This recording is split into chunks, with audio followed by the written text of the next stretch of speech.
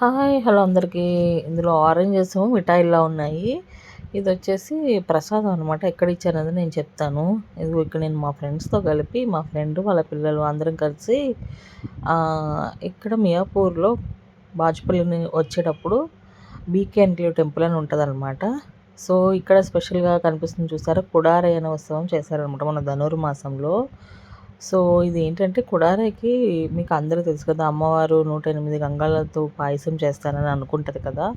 So, దానికోసం అని చెప్పి మేము ఇలా ఎళ్లి ఫోటోస్ దిగామనమాట.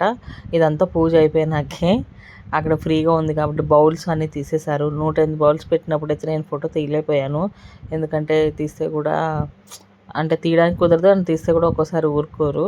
సో, అది అయిపోయిన తర్వాతే నేను దాని చుట్టూ రౌండ్‌గా బౌల్స్ పెడతారనమాట 108 పాయసంతో.